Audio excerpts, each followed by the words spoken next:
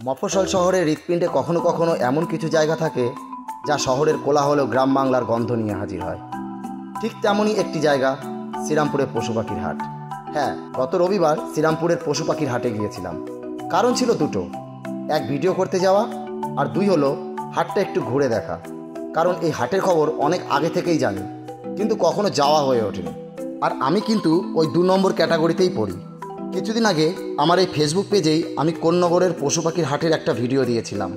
সেখানে তোমরা অনেকেই কমেন্ট করে শ্রীরামপুর পশু পাখির হাটের একটা ভিডিও দিতে বলেছ। আজকে সেই হাটে যাওয়ার এটাও একটা কারণ।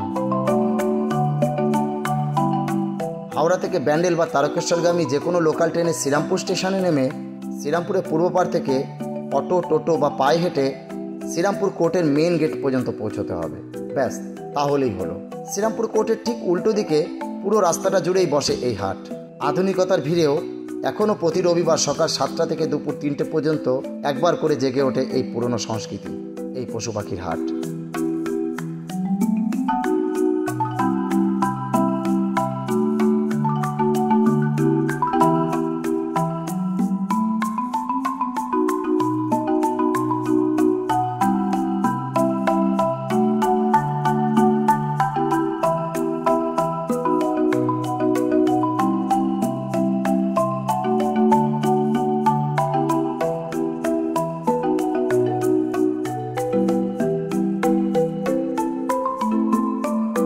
হাটে ঢুকতেই চোখে পড়ল সারি সারি খাঁচা, তাতে দেশি বিদেশি মুরগি, নানান জাতের পায়রা এবং রং বেরঙের পাখিও।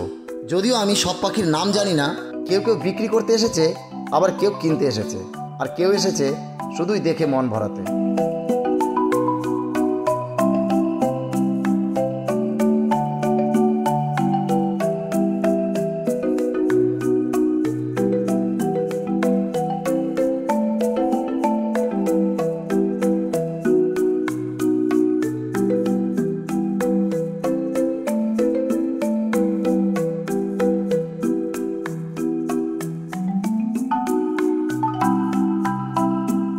আর এই হাটের আরেকটা জমজমাট দিক হলো নার্সারি থেকে নিয়ে আসা নানান প্রজাতির গাছ।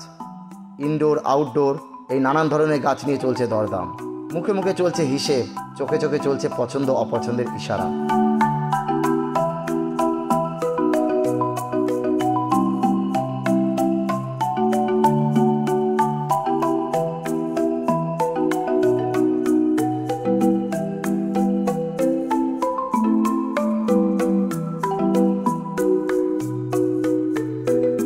এই হাট শুধু পেশার জায়গা নয়, অনেকের কাছে এ যেন একটা অভ্যাস, এক নস্টালজিয়া। অনেকেই ছোটবেলায় বাবার হাত ধরে যেমন হাটে আসতেন, আজ হয়তো তারা নিজের সন্তানের হাত ধরে এসেছেন।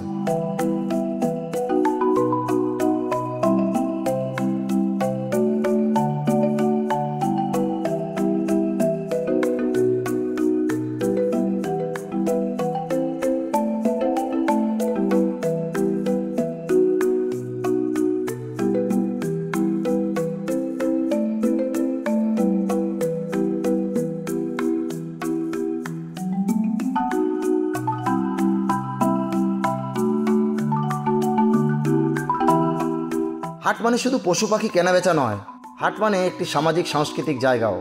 এখানে মানুষ শুধু জিনিসপত্র কিনতে বা বিক্রি করতেই আসে না, তারা আসে দেখতে, মিশতে, গল্প করতে, সময় কাটাতে, আবার কখনো কখনো হাটের সৌন্দর্য উপভোগ করতেও।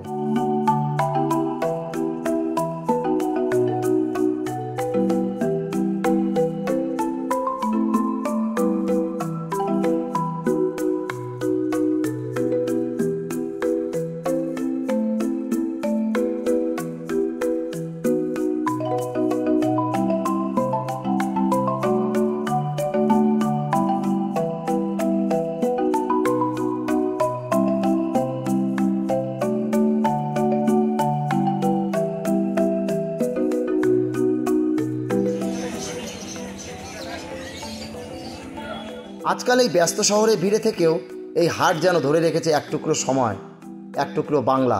মাটির গন্ধ মেশানো, পরিশ্রমী মানুষের ঘামের গন্ধে ভেজা, এখানেই বেঁচে আছে একটা আলাদা জীবনযাত্রা।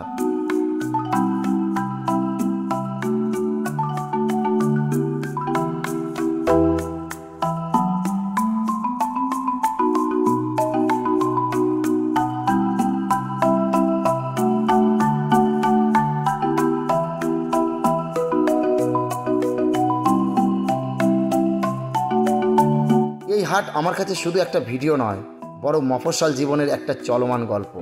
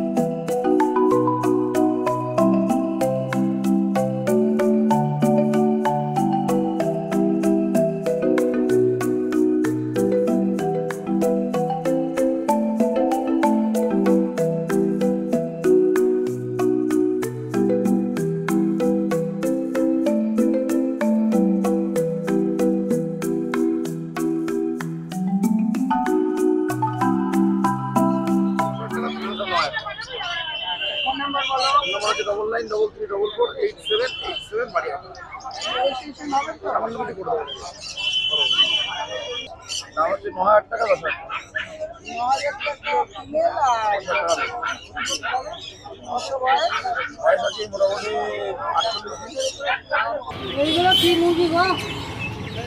ফ্যান্সি সিল্কি আছে, সিল্কি নেই, পুলিশকা বাজার, ব্রাউনকা বাজার। দারুন কালার, 500 টাকা করে জোড়া। আচ্ছা এগুলো অ্যাডাল্ট তো? হ্যাঁ সব এটা অ্যাডাল্ট রয়েছে। এখানে বাচ্চা সামনে একটা জোড়া আছে, এটা পড়বে 8,500 টাকা জোড়া। বাচ্চা সামনের জোড়া 8,500 টাকা জোড়া রয়েছে। আচ্ছা এর পাশে এখানে ডবল রেড একটা পাইনাপেল রয়েছে, ডিএনএ করা, এগুলো পড়বে 3,500 টাকা জোড়া।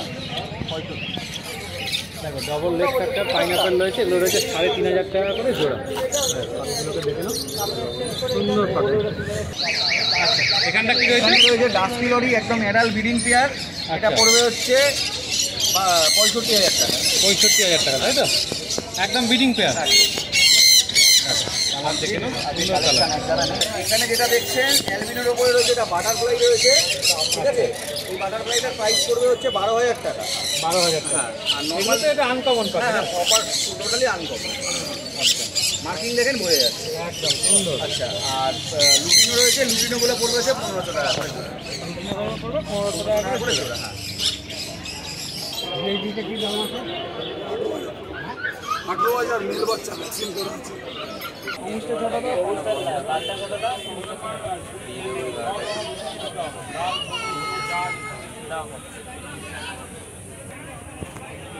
কি দাম আছে দাদা চিংড়ি মাছগুলো? 500 টাকা পিস।